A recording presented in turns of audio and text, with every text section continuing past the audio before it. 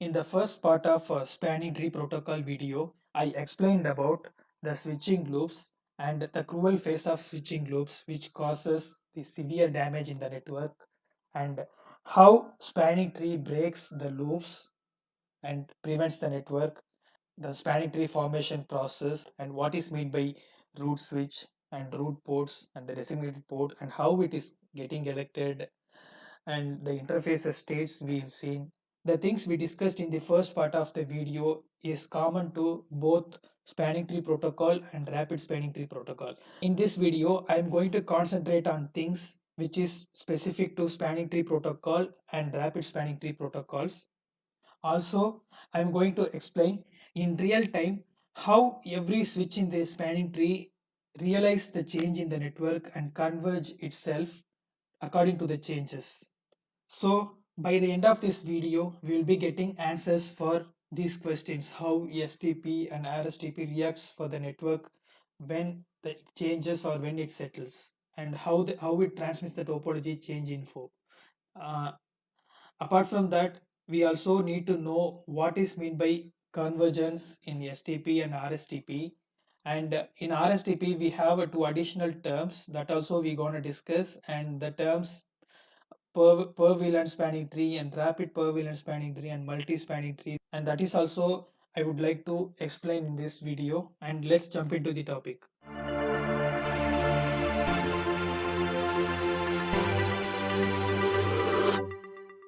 Now the concepts I'm going to explain is only specific to the spanning tree protocol, not for the rapid spanning tree. In my first part of spanning tree video, I explained about the root switch election.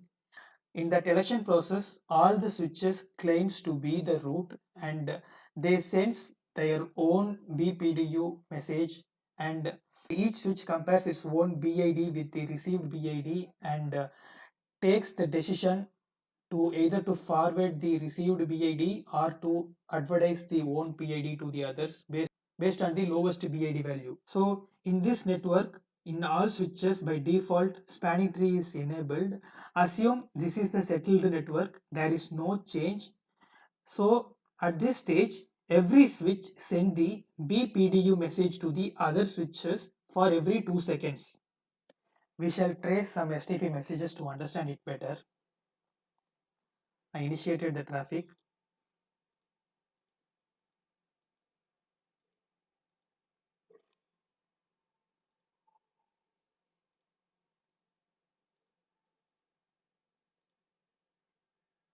The STP. Now the STP message initiated by the switch 2, which is the root switch for all these switches. So it simply initiate the BPDU message. It simply initiate the BPDU message. You can see the PDU details here. In this, it contains the root path cost. Since it is a root switch, its cost is 0, so it is a root switch. It has its own root priority and the root MAC address, and it also has its bridge priority and bridge MAC address. Both are same, so it elected as root. Now let me forward it. It forwards the BPDU to all other switches. So all other switches accepted the BPDU. Okay, the inbound PDU indicates the root switch details. Now while it forwards the BPDU message to other switches, it has to change some parameters. Let's see. Now it modified some parameters in that BPDU. You can see here the root ID is still same, which is belongs to switch 2, and it updated its own bridge ID with its own MAC address. And also there are some timer values. I'll explain this timer value shortly. As I explained, in spanning tree protocol, each non-root switches waits for the BPDU message from the root switch. Here as we seen, every non-root switch receives the BPDU update from the root switch. For every 2 seconds, root switch passes the BPDU message in the network. So with this BPDU message sent by the root switch, every switch learns the changes in the network excellently. If any topology change, for example, if any device went down or if any link went down, each switches in the STP realize that particular change with that BPDU message sent by the root switch. So it will look for the BPDU message. If there is no BPDU message or if any change in the BPDU message, then the switch automatically learns there is a change, there is an issue in the network, and it prepares for the convergence. And I'll show that also. In this network, this particular link is used to reach to this particular PC, to this particular destination. Rest of the two ports are blocked by the STP. So this is the only way. So I'm going to block this particular port, particular link. Let's see what's gonna happen. So I logged in this switch and I'm going to shut this interface manually. Let's see what's gonna happen.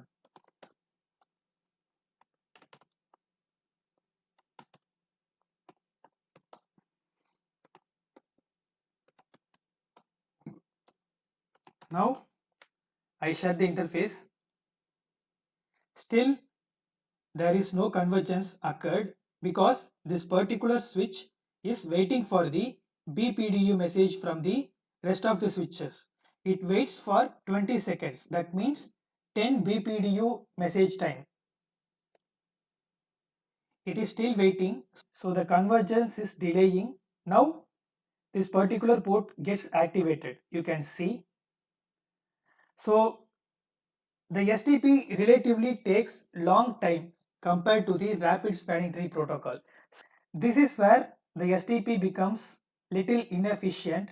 So in that case, we brought the RSTP into the picture.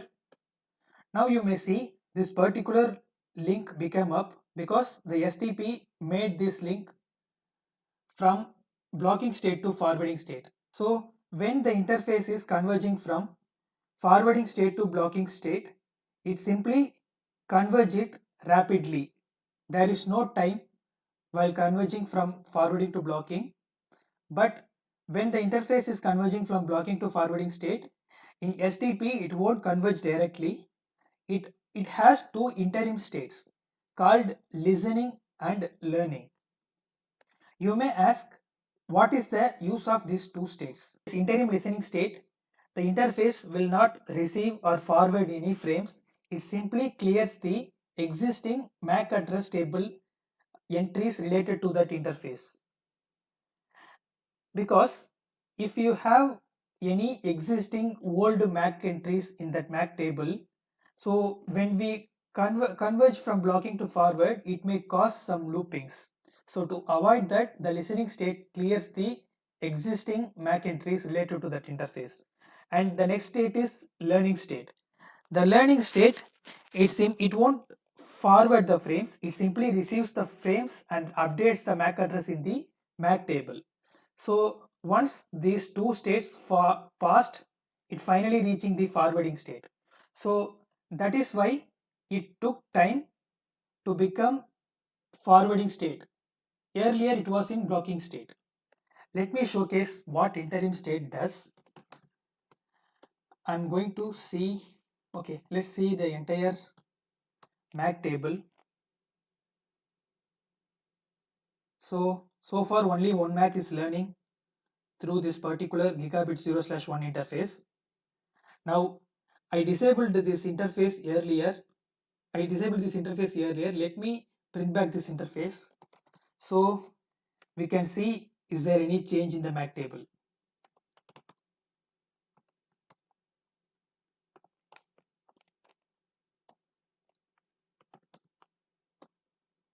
Now I am unshutting the interface. Now I am unshutting the interface.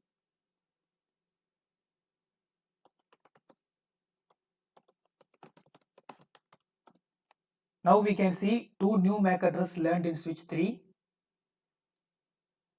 So which learned by the interim state learning, and this entry exists already. Now you can see this particular entry which was exist during this interface failure now removed from the MAC table. Only the new entry which learned through this gig 0/2 interface is available. So the STP becomes inefficient in convergence because and every switch waits the 10 BPDU time, which means 20 seconds to realize the change in the network. And also it spent some considerable time in the interim states like learning and listening. So these are all the drawbacks of the spanning tree protocol, which is why a new player came in called rapid spanning tree protocol. The rapid spanning tree protocol is using another approach to get the update about the network changes and which is really faster compared to the spanning tree protocol. So let's configure the rapid spanning tree in our network.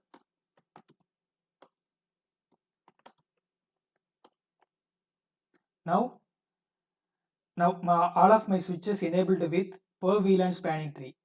I'll explain the term per VLAN shortly. Now my switch is enabled with spanning tree. Simply you can keep it in mind. I'm changing the spanning tree mode. So this is the command from the global configuration mode, rapid spanning tree protocol, rapid per VLAN spanning tree. I'm enabling it. Simply I'm doing these changes in all of my switches. Now I configured the rapid spanning tree in all of my switches. I'm going to disable this interface like I did before.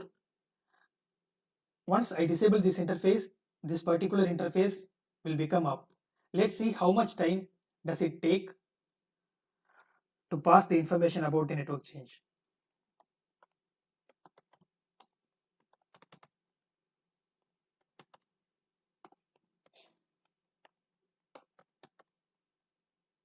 Now I shut. You can see how fast it converged to blocking state to forwarding state. So this is why we are keeping the rapid spanning tree in place. Now all the latest devices are using the rapid spanning tree. Almost the spanning tree becomes obsolete, we may say, because of this convergence. Now I wish to explain the technique behind this rapid convergence. I revoked the interface change I made. I kept my lab in the simulation state. So we can trace what happens when there is a change in the network.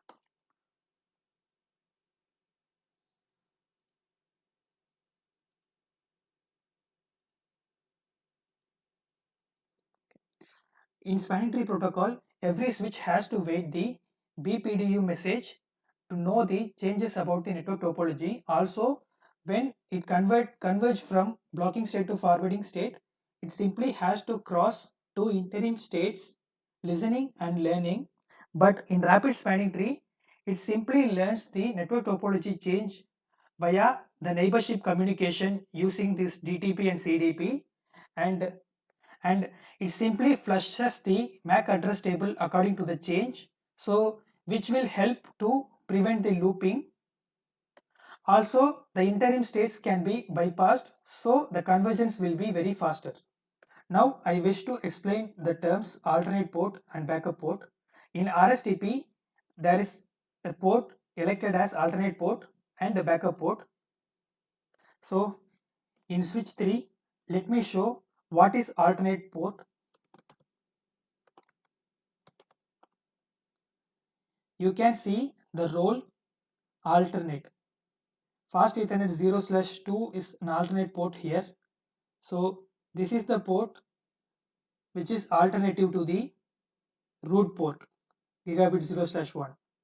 So when this particular port becomes down, then automatically this fast Ethernet 0/2 will take over as a root port. So there is a criteria for a port to get elected as an alternate port. So this particular fast Ethernet 0/ port got elected as alternate port because it matched some criteria. So what is the criteria? Both root port and the alternate port must receive the BPDU hello message from the same root switch. So that is what the criteria for a port to get elected as a root port. Now I bring down the root port gigabit 0/1. Let's see whether the fast Ethernet 0/2 alternate port is taking over that.